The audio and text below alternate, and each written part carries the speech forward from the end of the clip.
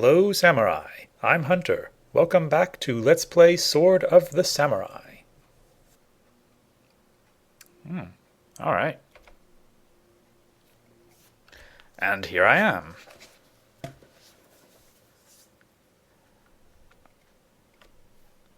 am. Commendable honor. Very good.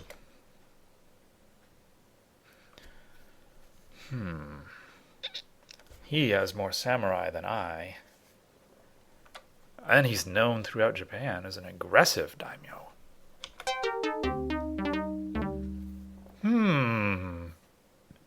He has very little honor. And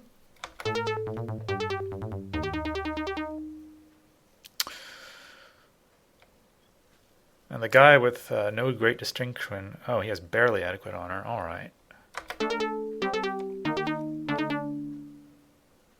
This is a lesser warlord.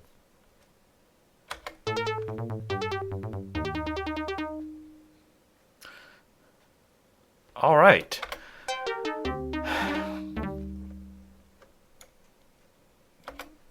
So, now we're in Daimyo mode. I severely regret allowing Owen to die, because if I hadn't allowed him to die, I would have just... I have a very good expectation that I would have been given the control of the Ishikawa just peacefully. Unfortunately, I let Owen die. Owen's successor did not command the same respect that Owen did, because he just ascended to his father's seat. Tommy just ascended to Owen's seat, and it was a disaster. It doesn't matter if you fight the army beforehand. All that matters is the battle in the castle. You can either do it as yourself leading the army, or you can do it as a disguised Ronin. Although if you're doing it disguised... No, maybe you can just go in alone. I'm not sure. But in any case, you have to do it as yourself. If it's disguised, then you don't become daimyo. You have to be wearing your clothes and representing yourself if you attack the daimyo. And you don't want to know how many times I tried that battle. It was over 100. And there are so many men in the castle. There's 3 levels. And there's just so much that can go wrong. And it goes wrong over and over and over again. And every time you die, and every time something goes wrong, you kind of have to start all over again from the beginning. And I think that those guys respawn infinitely, or I'm not sure. It seems like there's way too many of them. Every room has enemies in it. And the more rooms you've explored... See, I don't think enemies are going to spawn out of rooms that you've explored. But you can't explore them until you get the enemies out of the way. And just when you can least afford it, a spearman comes on one side, and an archer or a musketeer comes on the other side, and you... Anyway, I died over and over and over and over and over again. So this was truly it was miserable. It was miserable. I am so sorry that I let Owen die the way he died. I wish to God that I hadn't overwritten that saved game, because that was a severe mistake. That held me up for days. It was bad. It was really bad. I'm going to save the game, and let us never speak of this again. Daimyo Tommy. So let's see what we have here. We have most of our usual options. We have donate land to the local Buddhist temple, which I think increases your honor or something like that. But on the other hand, it's sort of like shooting yourself in the foot, because you lose men. Because you don't have as much rice to feed as many men. Raise the rice tax, which actually doesn't have that many downsides, but I'll just not do that for now. And here's a new option: conquer a neighboring province. So let me just look at the... All right, so as you can see, things have changed on the map here. There's colors. Here is my province. And then the neighboring provinces, except for this one, unless this doesn't actually have a border with my province, the neighboring provinces have various colors, and they are controlled by these other daimyo. So I don't know why that's white. Maybe I'll study the manual someday and find out. Also, these provinces here, these three provinces seem to be highlighted white. I'm not sure. I don't know. I don't get it. I don't get it. But in any case, all of these provinces are now sort of autonomous. They are going to do things just like the Hatamoto acted in the previous stage of this struggle, if we may call it such. And here we are. There are no more missions, and there's no more overworld map.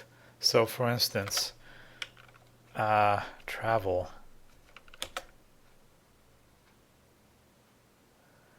Well, I don't know what the ramifications of this are. I guess I can travel, but I can't travel with any men.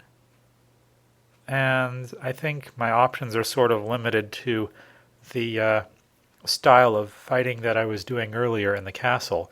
In other words, I can assassinate these daimyo single-handedly by invading their castles, or even the daimyos of provinces that aren't highlighted. I don't know what the ramifications of that are, though. Can I get out of this? No, I cannot get out of this. All right. Oh, and it's putting me back here again. Can you not do this? Thank you. Okay, so I don't seem to have the option of raising any men. Let me see what I have. Here we go. Yeah, so we already looked at this information briefly on the introductions.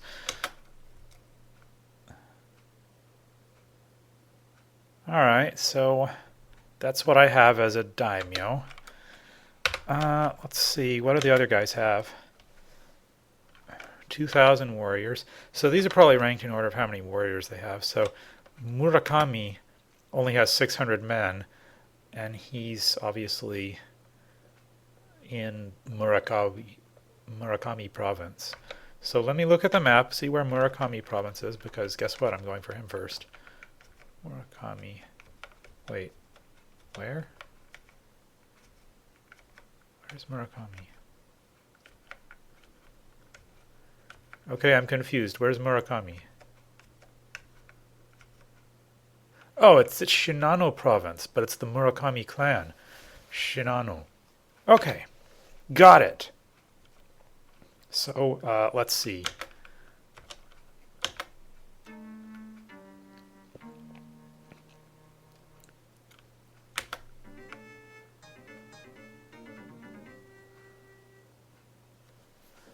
Look at that. Look at the colors on this screen.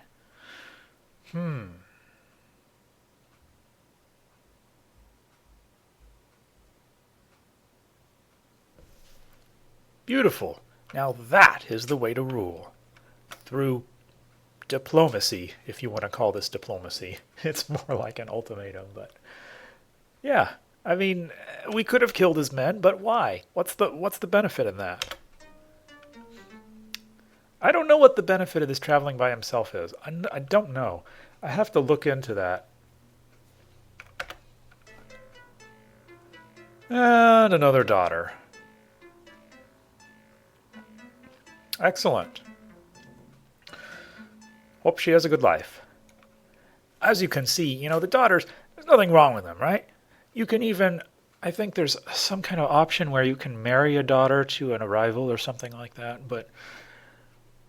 or they can ask for your daughter's hand in marriage, and they give you a gift of land in exchange for the privilege or something like that. But basically, daughters have less of a bearing on your career than your sons do. As indicated by the fact that you don't name your daughters. Maybe it's a Japanese tradition where the mothers name the daughters and the fathers name the sons.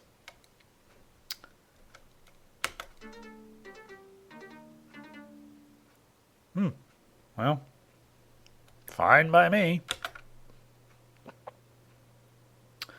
And we have a new guy here, Lord Oda. Oh, excuse me. Lord Oda's heir, Doko. So his name is Doko, now he's Lord Oda. That's confusing. Alright, so I now have more land, so I can equip more samurai. If we look at this, there's still 5 guys up here. I don't think we were introduced to this Asakura. Old man. He probably started out as a... Well, I don't know if he started out as a samurai, but anyway. He's at the top of this list. Let me see. Oda has 1,000 men. 2,000. 2,000. So Oda, with 1,000 men, is the weakest link now. And I have 2 provinces, so if we look at this map... Look, 2! They're blue.